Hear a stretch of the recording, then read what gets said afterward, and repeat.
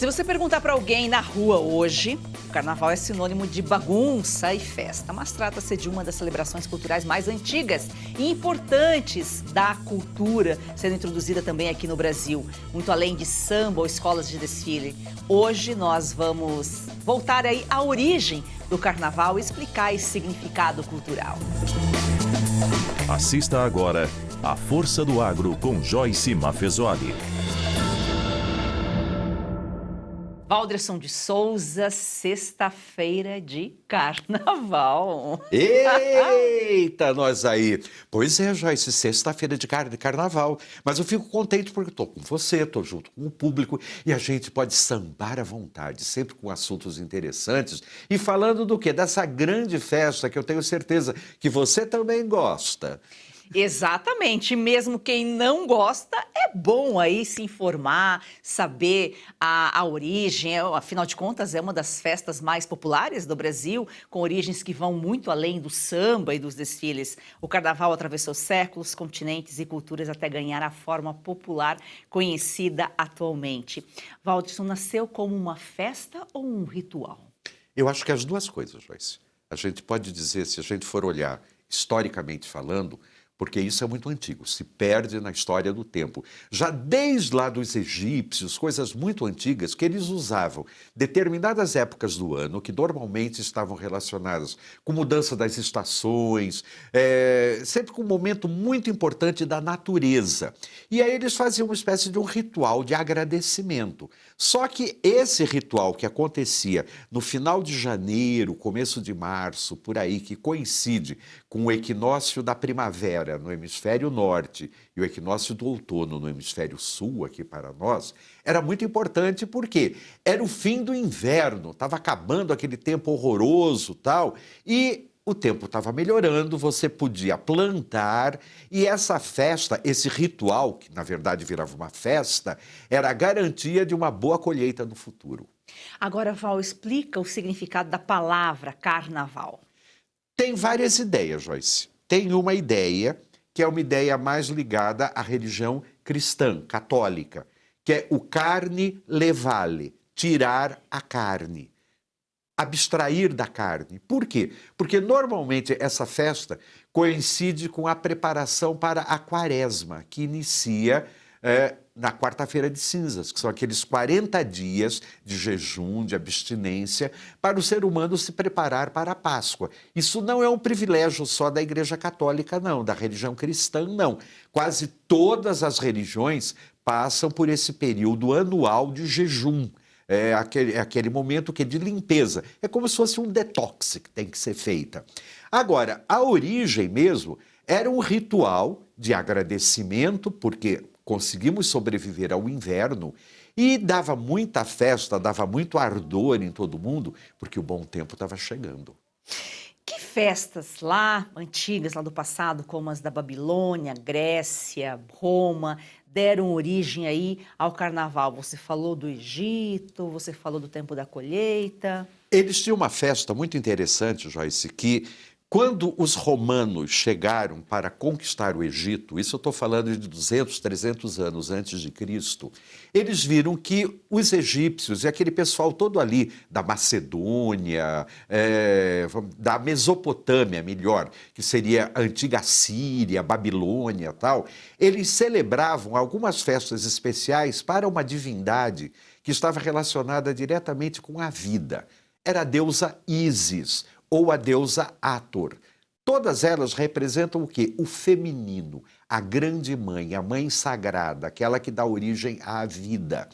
E nessas festas, eles faziam um carro, que tinha uma espécie de um barco, e nesse barco eles colocavam a imagem do deus, que podia ser uma escultura, podia ser uma pedra, podia ser uma oferenda, tal, e eles passeavam pela cidade com esse barco.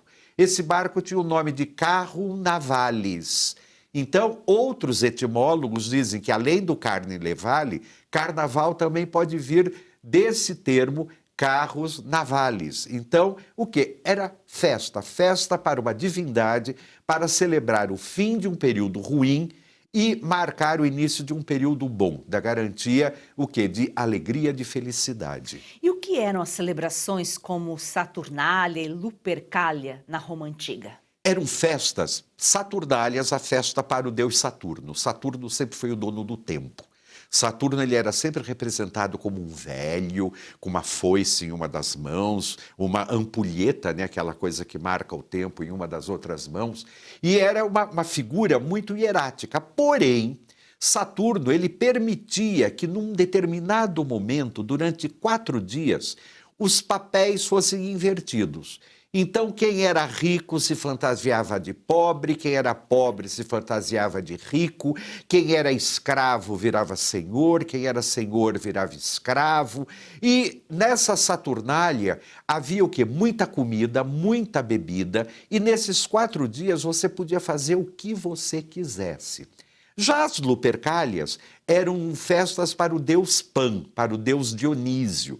Dionísio era o deus do vinho. Era o deus da alegria, do êxtase. As pessoas ficavam meio malucas porque bebiam muito, comiam muito e saíam como loucas pela rua, inclusive rasgando as roupas, atacando todo mundo. Luper significa lobo, né? Então as pessoas se atacavam umas às outras. É curioso porque dessa Lupercalia, Joyce, vem um pouco a história do entrudo, que fez muito sucesso aqui no Brasil, na América Latina, no tempo das caravelas, dos portugueses e dos espanhóis. Mas eram 2 festas muito importantes, porque as 2 celebravam o quê? Inversão de papéis, transgressão. Quanto mais transgressor, quanto mais você violasse as leis, melhor seria. Diziam que o Deus ficava mais satisfeito. E também tinha uma coisa muito interessante nessa festa, Joyce. Eles pegavam uma pessoa, um prisioneiro, e durante esses 4 dias, eles vestiam esse prisioneiro como se ele fosse um rei e tratavam dele como se ele fosse um rei mesmo. Ele tinha que dar ordens, faça isso, faça aquilo, tal. Só que no fim da festa, esse rei era sacrificado. Ele era morto pela própria comunidade. E essa é a origem do rei Momo, que a gente tem no carnaval, que é exatamente aquela figura que aparentemente não tem significado nenhum, mas que naqueles 4 dias ele é o rei da folia. Veja só, tudo que você está falando é lá do passado, muito distante, é o que se repete hoje no carnaval. Essa coisa de extrapolar, a gente tem que ter muita responsabilidade. Tem gente que até prefere nem sair nesse período, né? Porque realmente os loucos estão soltos.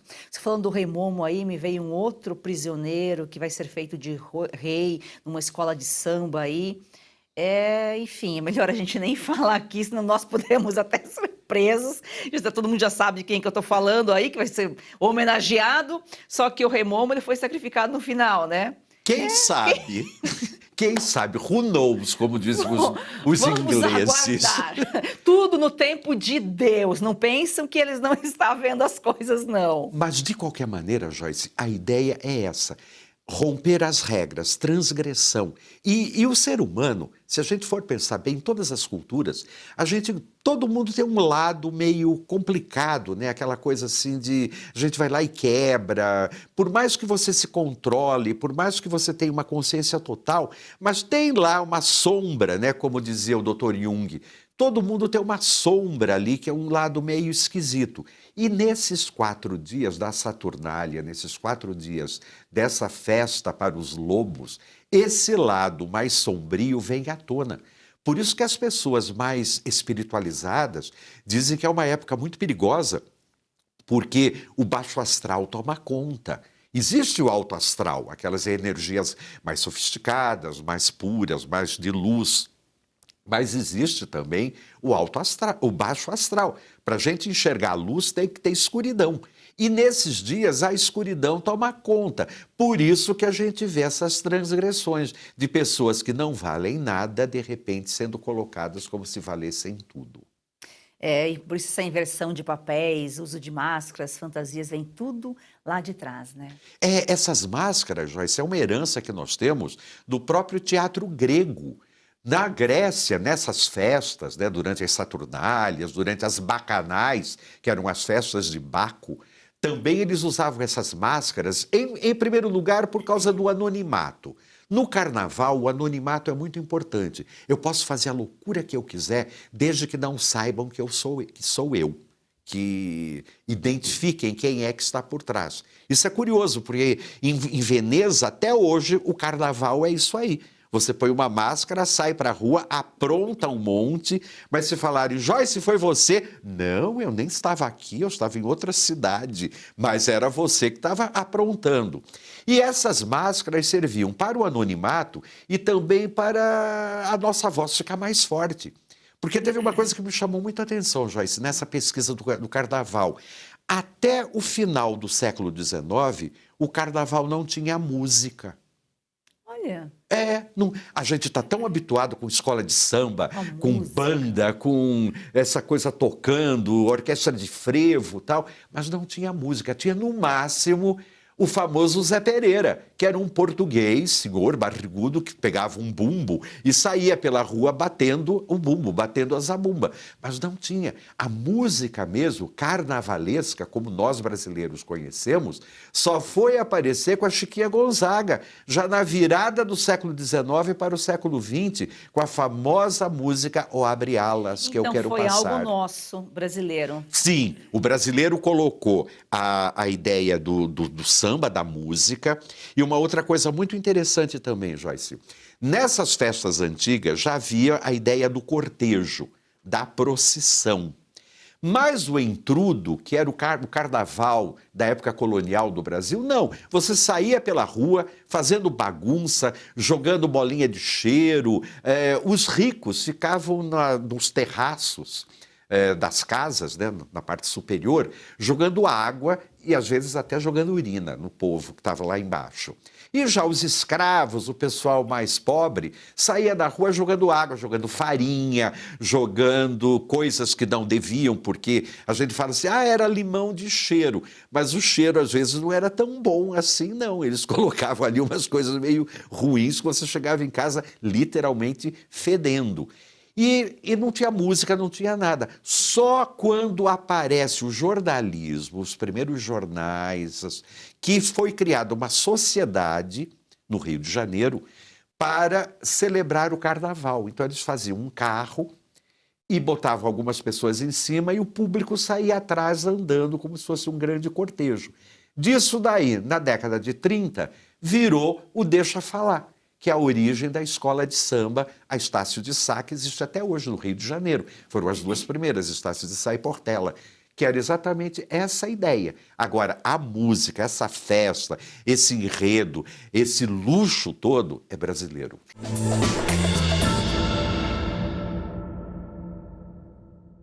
O Oeste não pretende ser imparcial, porque a realidade não é imparcial. Tem um lado, e é deste lado que estaremos.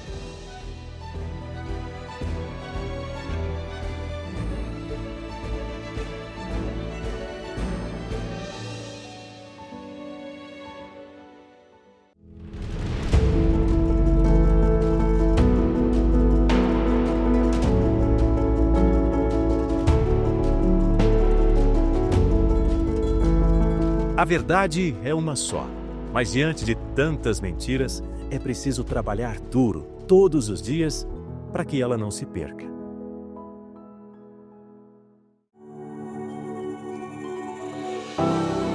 Cada assinatura é um tijolo na construção de um jornalismo livre. A Oeste não recebe um centavo de dinheiro público. Nossa independência é garantida por você. Nosso maior objetivo é fazer com que os fatos apareçam. Porque a verdade às vezes desmaia, mas nunca morre. Aqui na Oeste, a informação é livre. Somos a voz de milhões de brasileiros. Essa independência editorial só existe quando se tem quem a sustente. E quem sustenta a Oeste é você, nosso assinante. Esse apoio transforma propósito em realidade. É a confirmação de que o jornalismo real ainda encontra espaço para crescer. É a prova de que o Brasil defende a liberdade de expressão.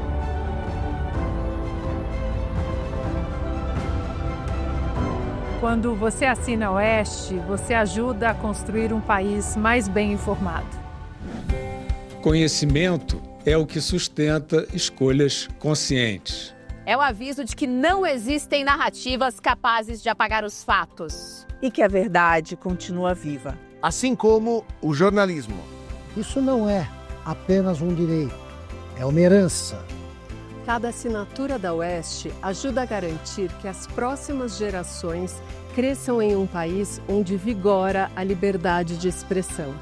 Assine. Apoie. Fortaleça a verdade. Faça parte da Oeste.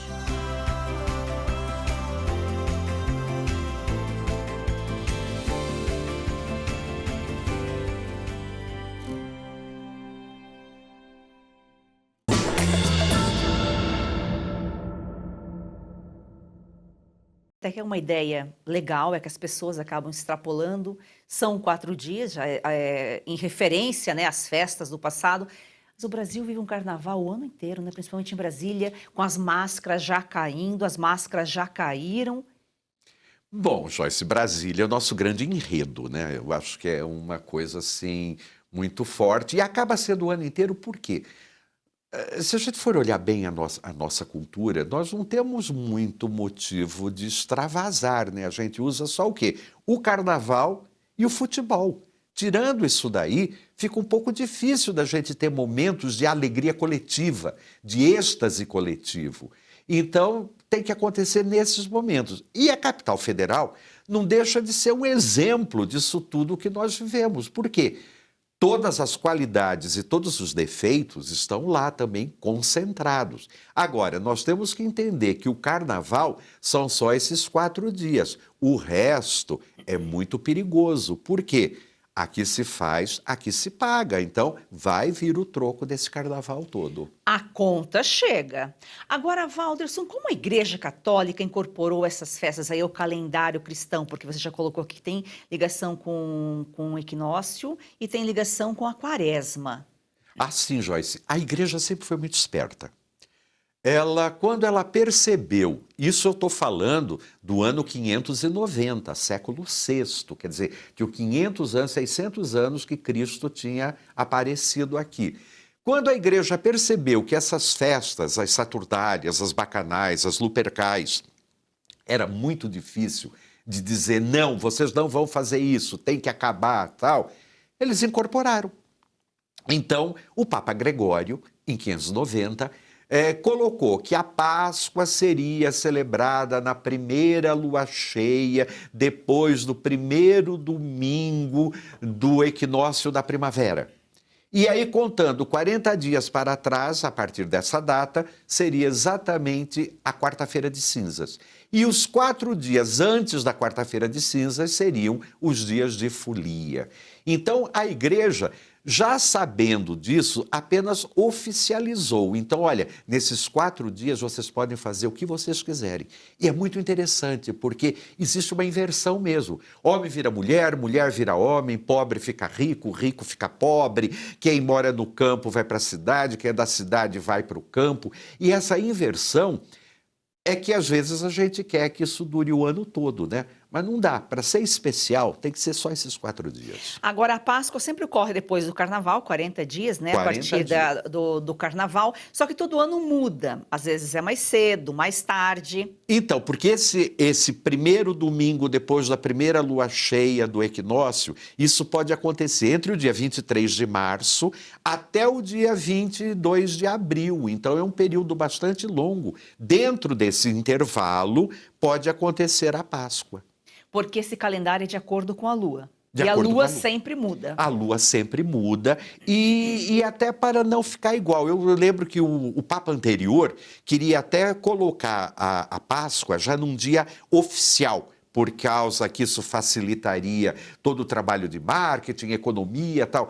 Mas religião não é marketing. Eu acho que esses eventos mágicos, esses eventos da natureza, eles não são programáveis que nem a gente monta uma planilha de custos quando a gente vai no supermercado. A gente tem que respeitar um pouco o ciclo da natureza, o ciclo da luz, o ciclo das plantas. E isso daí é o agro é vida. Então, o carnaval tem que fazer parte desse processo da vida.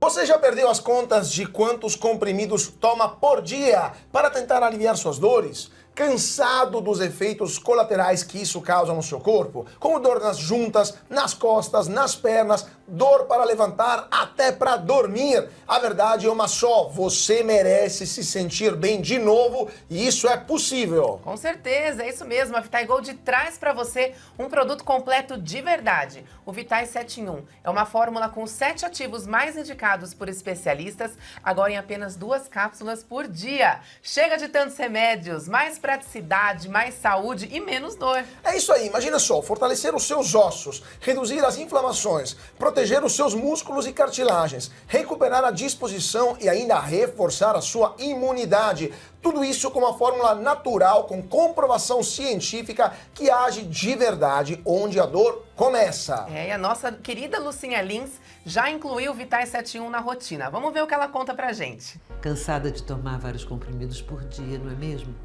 Eu também. Por isso a Vitae Gold tem agora o Vitae 7.1. São os 7 principais ativos para cuidar da sua saúde e ajudar você que sofre com dores nas articulações, artrite, artrose, reumatismo, fibromialgia. A Vitae Gold desenvolveu um creme de massagem e vai mandar aí para você de presente. Ligue 0800 291 2200. É isso mesmo, o Vitae 7 em 1 mudou a rotina da Lucinha e pode transformar a sua também. Ligue agora para 0800 291 2200 e aproveite a oferta exclusiva. 70% de desconto para os 100 primeiros que ligarem e o relógio inteligente, vai de presente. É isso aí, então chega de remédio para tudo e solução para nada. Vitae 7.1 é natural, eficaz e foi feito para você viver sem dor.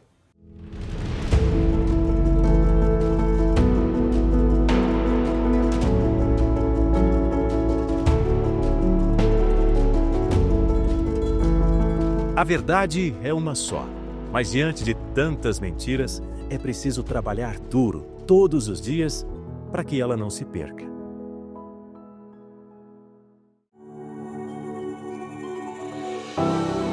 Cada assinatura é um tijolo na construção de um jornalismo livre.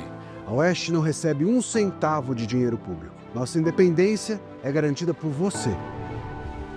Nosso maior objetivo é fazer com que os fatos apareçam. Porque a verdade às vezes desmaia, mas nunca morre. Aqui na Oeste, a informação é livre. Somos a voz de milhões de brasileiros. Essa independência editorial só existe quando se tem quem a sustente.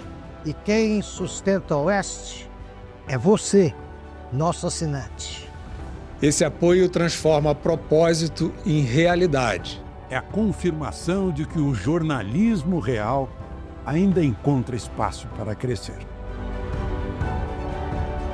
É a prova de que o Brasil defende a liberdade de expressão.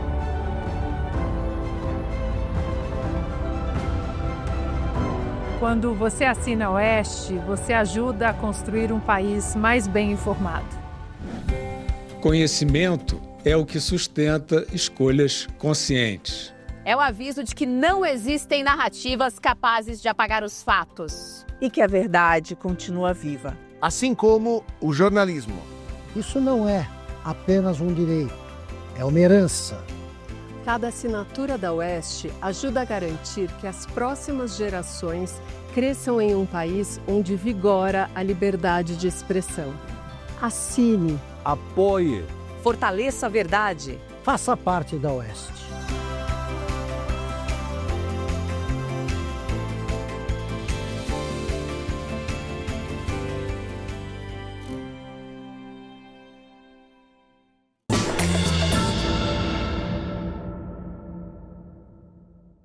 Você falou do intrudo português que marcou o início do carnaval. Explica um pouquinho melhor isso aí, como que é. Quando os portugueses chegaram aqui do Brasil, eles trouxeram, Joyce, toda essa cultura, já que era tradicional. Do quê? Desses 4 dias antes da quarta-feira de cinzas, de você celebrar de alguma maneira essa possibilidade de libertinagem. Então, o que era feito aqui no Brasil? Nesses 4 dias, os senhores abriam as portas de suas senzalas, abriam as portas, porque a comunidade afrodescendente, eles sempre sofreram muito aqui no Brasil. Então, por mais que tentaram apagar a história e tal, mas eles sofreram muito, então eles não tinham nem direito a se divertir. Então, esses 4 dias eram os únicos dias que eles podiam se divertir. E, claro, se você fica 361 dias preso, reprimido, nesses 4 dias você botava para fora tudo aquilo que estava dentro de você. E muitas vezes o intrudo, ele era muito agressivo.